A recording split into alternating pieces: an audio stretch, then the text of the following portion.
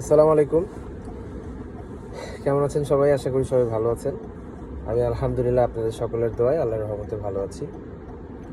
তো আজকে ভিডিওটা করার উদ্দেশ্য হচ্ছে যে আমার ফেসবুকে অনেকে আমাকে আমাদের দুবাই ট্যাক্সি সম্পর্কে দুইটি প্রশ্ন করেছে। সেটা হচ্ছে প্রথম প্রশ্নটা করেছে যে দুবাই ট্যাক্সিতে অনেক এজেন্সি কিংবা যে সার্কুলারটা দিয়েছে সেই সার্কুলারে নাকি উল্লেখ করা আছে দুবাই ট্যাক্সিতে বেতন 1 থেকে 1.5 লক্ষ টাকা। আরেকটি দ্বিতীয় প্রশ্ন সেটা করেছে যে দুবাই ট্যাক্সিতে এত ফাইন জরিমানা কেন? কোম্পানিতে নাকি অনেক ফাইন জরিমানা দেয়। তো আজকে শুধুমাত্র এই দুইটা জিনিসে আমি ফাইন্ড আউট করব। সেটা হচ্ছে প্রথম কথা সেটা হচ্ছে যে আপনার বেতন ট্যাক্সি কোম্পানিতে, দুবাইয়ের ট্যাক্সি কোম্পানিতে, কোনো ট্যাক্সি কোম্পানিতেই বেতন ভিত্তিক না। তাদের কোনো বেসিক স্যালারি নেই, তাদের হচ্ছে কমিশন সিস্টেম। মানে আমাদের যতগুলি ট্যাক্সি কোম্পানি আছে কারোই বেতন সিস্টেম না, সবারই হচ্ছে কমিশন সিস্টেম। কমিশন সিস্টেমটা হচ্ছে 25 থেকে শুরু, 25, 30, 35। তাহলে 25-এ বেতন আপনার আসে 2100 থেকে 2200 দিরহাম। 30-তে বেতন আসে 3000 থেকে 32 দিরহাম এবং 35-এ বেতন আসে 4000 থেকে 4200 দিরহাম। এখন বেতন আসে এটা, কিন্তু এখন আপনাকে এটাও জানতে হবে যে এই বেতনটা আসে এটা কি প্রেক্ষিতে আসে এবং এই বেতনটা কখন আসে। এই বেতনটা আসার জন্য আপনাকে কোম্পানির একটা টার্গেট থাকে, সেই টার্গেটটা মিনিমাম আপনাকে পূরণ করতে হবে। প্রথম কথা হচ্ছে আপনি যদি নতুন হন, নতুন অবস্থায় আপনার টার্গেট থাকতে হবে 25। আপনার বেতন 2000 থেকে 2200 টাকা আসবে।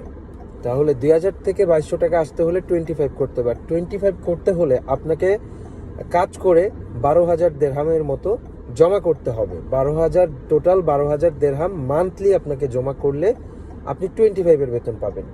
এবং টোটাল যদি আপনি 13 থেকে 14,000 দিরহাম জমা করেন টোটাল, তাহলে আপনি 30-র বেতন পাবেন। 30-র বেতন আসে 3000 থেকে 3200। তারপরে আসি 35-এর সিস্টেমটা হচ্ছে যে আপনি যদি 17 থেকে 17,500 দিরহাম কোম্পানিকে প্রত্যেক মাসে জমা করেন, ইনকাম করে দেন, তাহলে আপনার বেতন আসবে 4000 থেকে 4200 দিরহাম। আশা করি আমার কথাগুলি বুঝতে পারছেন। তাহলে এখন অনেকেই প্রশ্ন করবে যে আইসাই গাড়ি পায়েই আমরা 25, 30, 35 করতে পারবো কিনা। আমার মতে পারবেন।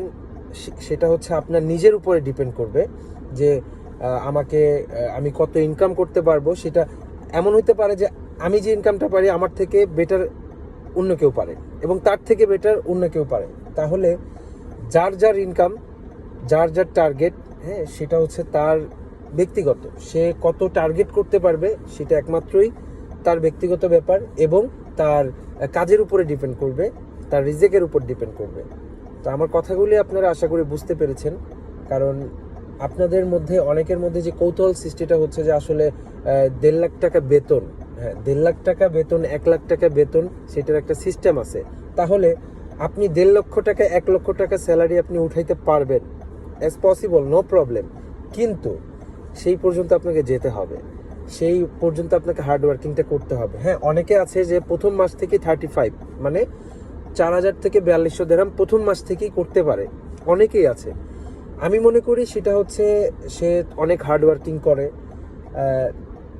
সিজনে, কিংবা মানে প্রত্যেকটা বিষয় হচ্ছে যে সে খুব হার্ড ওয়ার্কিং করে, এই কারণে তার কাছে পসিবল হয়। কিন্তু আপনি যদি রিল্যাক্সে কাজ করতে চান, তাহলে আপনাকে রিল্যাক্সে কাজ করতে গেলে আপনাকে এই জিনিসগুলো চিন্তা করতে হবে যে আমি রিল্যাক্সে কাজ করব, তাহলে আমার 25 প্রথম টার্গেট, যে প্রথমে 25, তারপরে আস্তে আস্তে 30, তারপরে আস্তে আস্তে 35। এইভাবে হচ্ছে আপনি আস্তে আস্তে উপরে উঠবেন, কিন্তু আপনি এক ধাপে কখনোই উপরে উঠতে পারবেন না। তো আশা করি আমার কথাগুলি আপনাদের কাছে ভালো লেগেছে। যদি আমার কথাগুলি ভালো লেগে থাকে, যারা আমাকে এই প্রশ্নটা করেছেন যে দুবাই ট্যাক্সিতে বেতন 1 থেকে 1.5 লক্ষ টাকা, আমি তাদের উদ্দেশ্যে ভিডিওটা আপলোড করলাম।